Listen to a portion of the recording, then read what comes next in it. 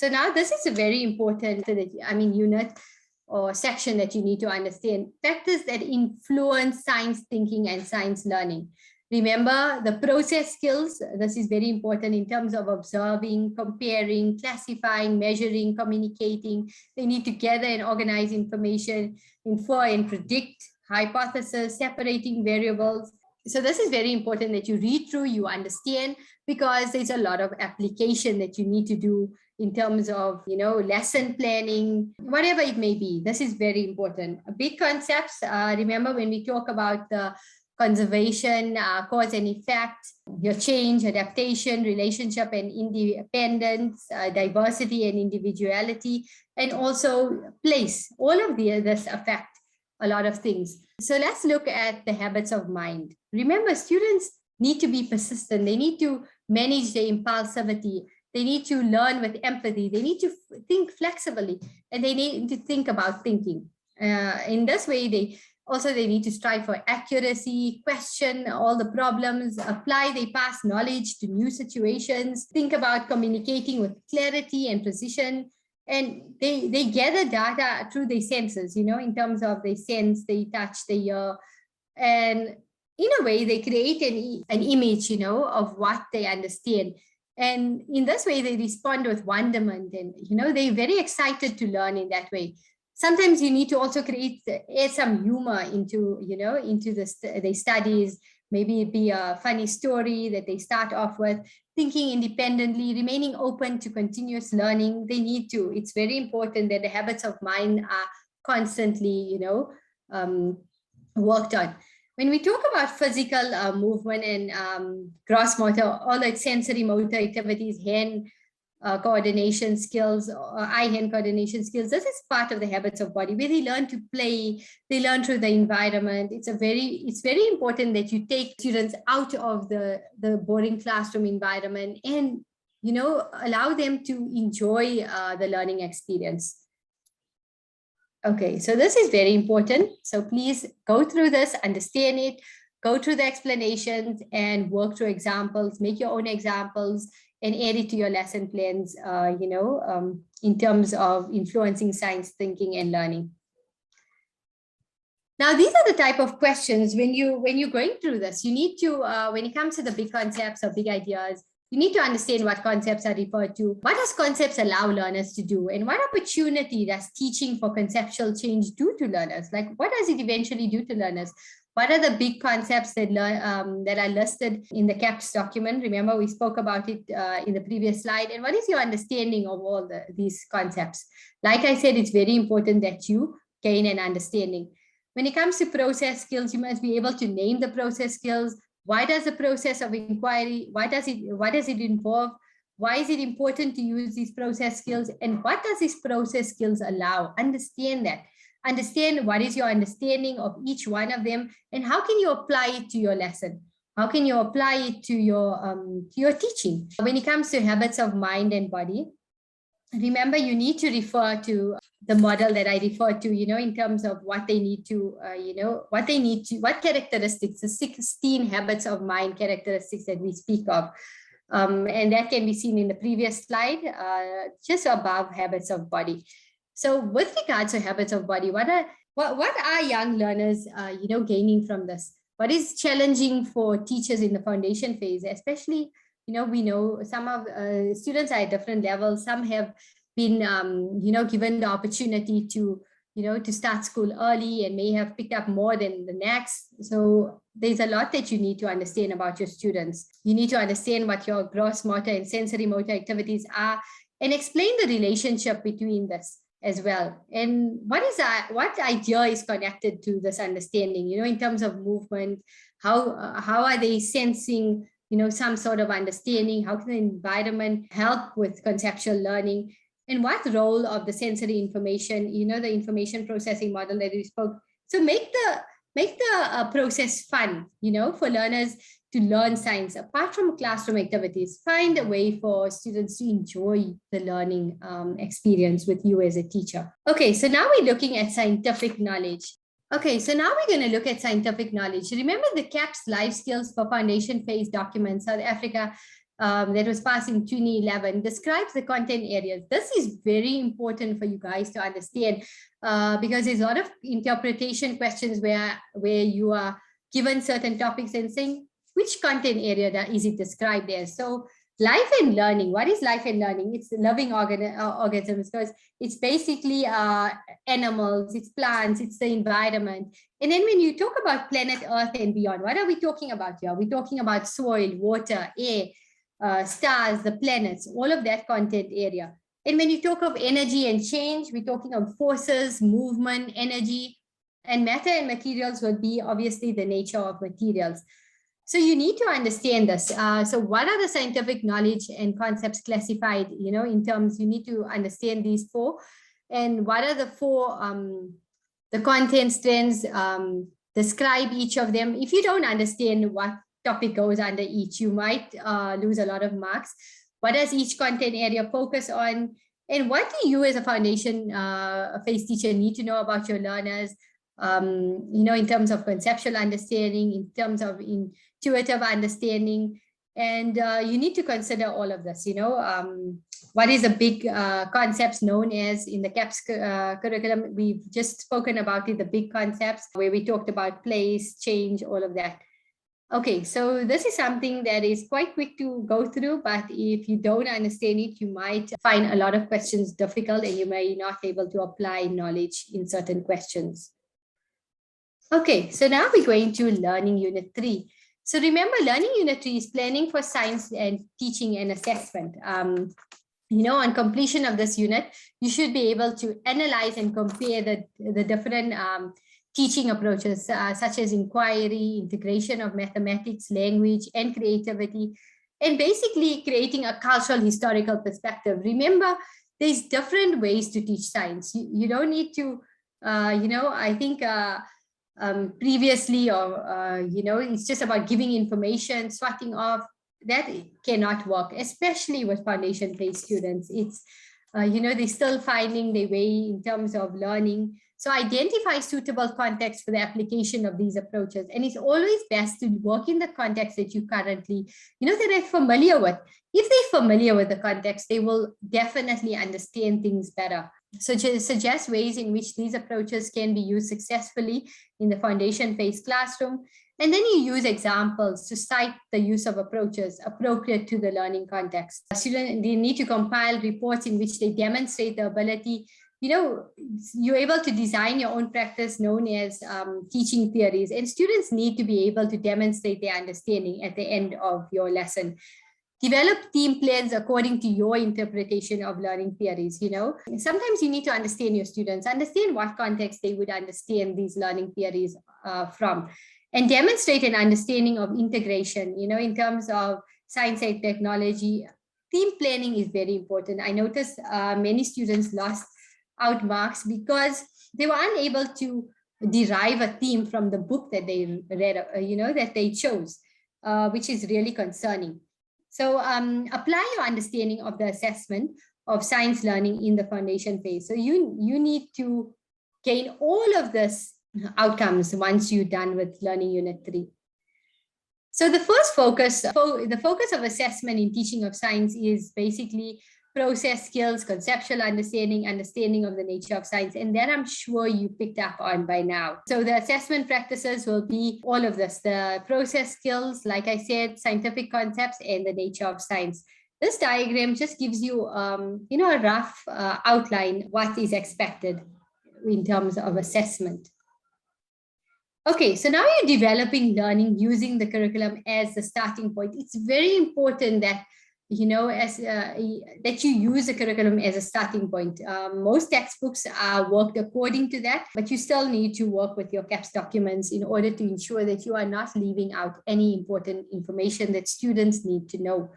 So what are the two curricula that focus on how science must be taught, and what is the NCS document, what is the CAPS curriculum, like we spoke about before. You need to understand these documents. I hope you have a copy. You can download these things from, the department website. And it's always important that when you're working through this module, you work with the resources that we guide you towards. So what does the assessment standards in the NCS, Natural Science, describe? They tell you, basically, they guide you on what needs to be assessed. According to the CAPS curriculum, what is the best way to teach grade R learners about the topic of dissolving substances in water? What should learners in grade R do? These are things you need to research as a teacher. You cannot go into a classroom and not know, what to expect or what can you do better. Try to improve yourself. Always reflect on what you're teaching. And then you get approaches to teaching science to young learners. You need to understand, what does the IBSE stand for. You need to, this all can be focused in your study guide. It's all focused there.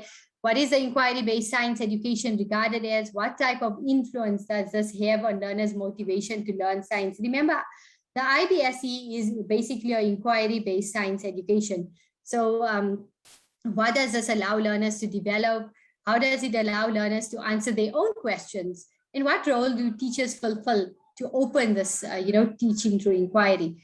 What are the 4 domains? When it comes to conceptual domain, your nature of science domain, your social domain, your procedural domain, all of that are important to understand, to gain a scientific understanding.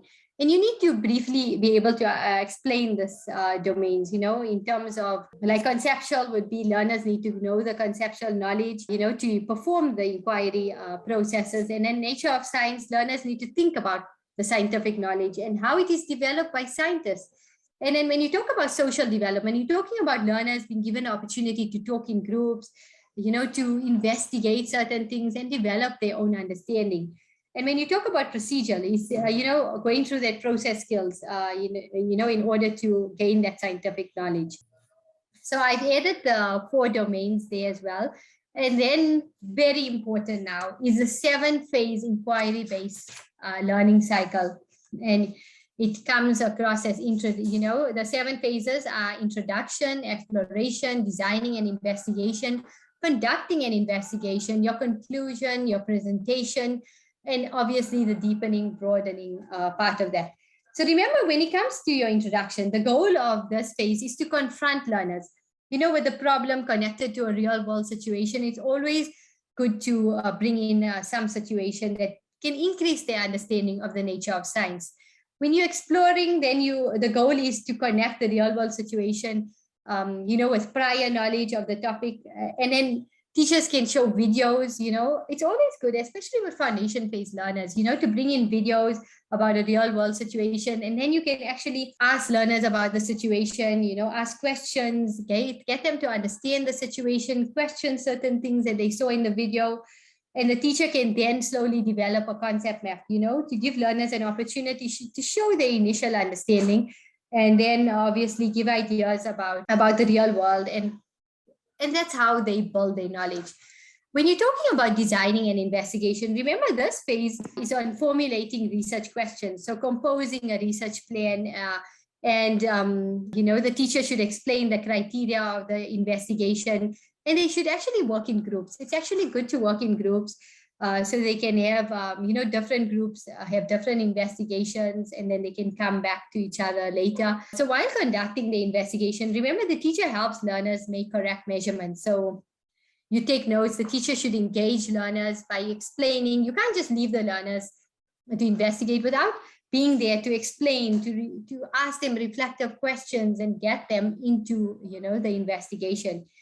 When it comes to concluding, remember, learners must connect the data to their research. So they need to realize the results, how they obtain opinions, and they need to explain their opinions and reflect on this.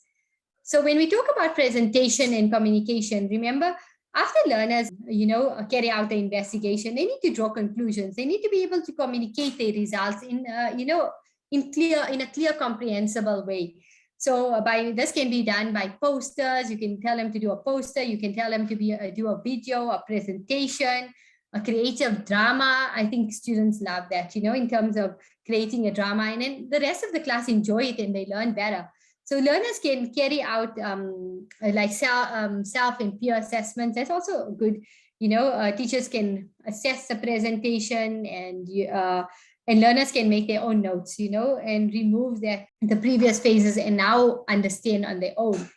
When we're deepening or broadening something, remember during this phase, learners reflect on the inquiry process. So they deepening their understanding on the topic, and the teacher should return to the concept map. So now you go back to the concept map and reflect what are the new understandings, and then it's easier for you to reflect on how to, go to the next new concept or whatever that may be.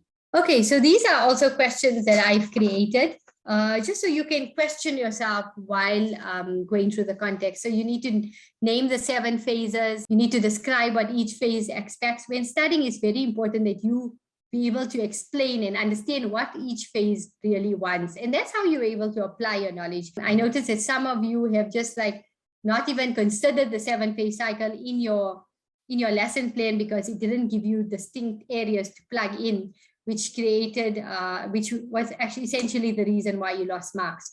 So create a mind map to understand the links between the 7-phase inquiry-based, learning cycle in the South African curriculum. How can you, link them together? Develop a theme plan according to the 7-phase inquiry-based. That was your task in assignment, to take the book you chose and develop a theme from there in order to carry out the lesson.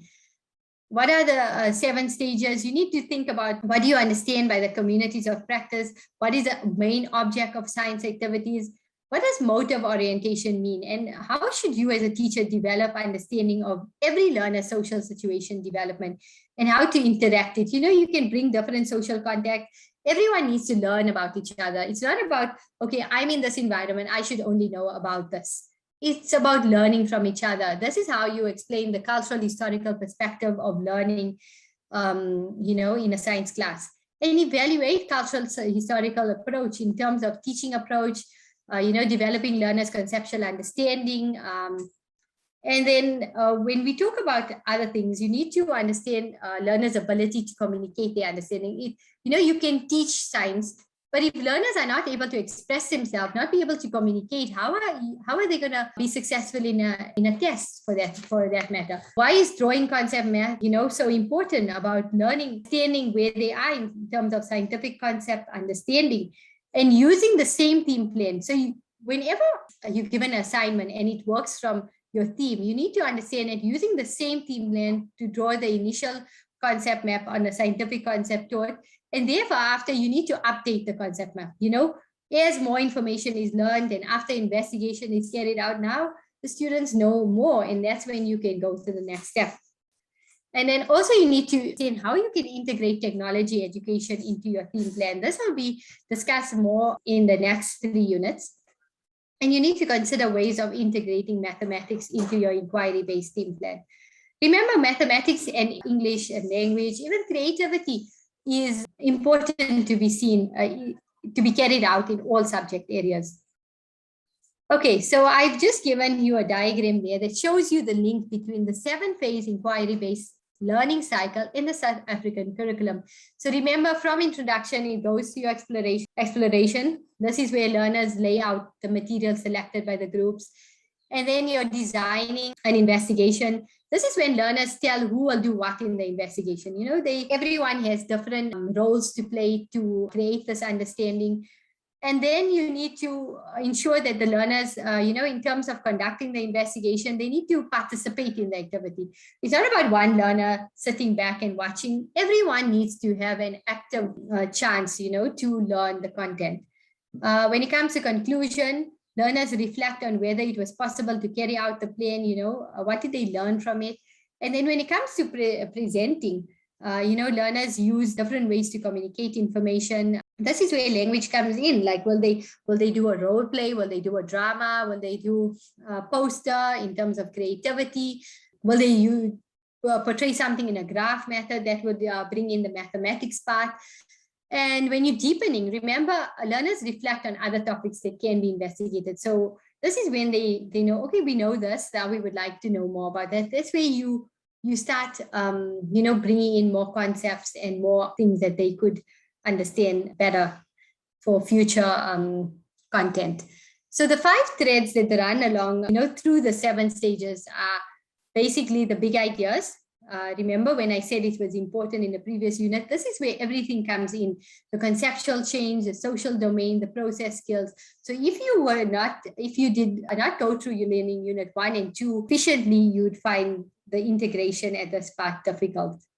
And that's where some of you found it difficult to, note down what big idea does your theme correlate to? What process skills can be used in your lesson? Okay, when we spoke about concepts maps, remember I said it's just, solids, they're giving examples and, but then the second concept map is after investigation. That's when you find out, ice is frozen water and, water freezes at 1 degree Celsius, you're learning more information. And these 2 types of concept maps make you understand where learners were and how they improved, and how the concepts are turning into better understanding and sense making. So this was the lesson, the daily lesson plan that you were expected to do in your assignment. And this is basically updated because, to work in line with your teaching practice. You cannot just make a lesson plan plugging into the 7-phase cycle. You need to incorporate it into a lesson plan like this that you would use in a school. You need to know the content area, the subject, the type of lesson. It's very important as a teacher to form a theme of the week, because within the week, there's so much that they can learn on a particular topic instead of jumping from this to that, which confuses students. So come up with your topic, come up with a big idea. You need to give the outcomes. You need to understand which concepts do you need to teach, what new knowledge will be taught in this lesson. And then there needs to be differentiation provided. Remember, every student is different. You need to create activities that support some learners, that enrich them, that make them, excited to learn. Some are obviously working faster than others, but you need to not leave any student behind at the end of the day. So incorporate activities that provide for this differentiation.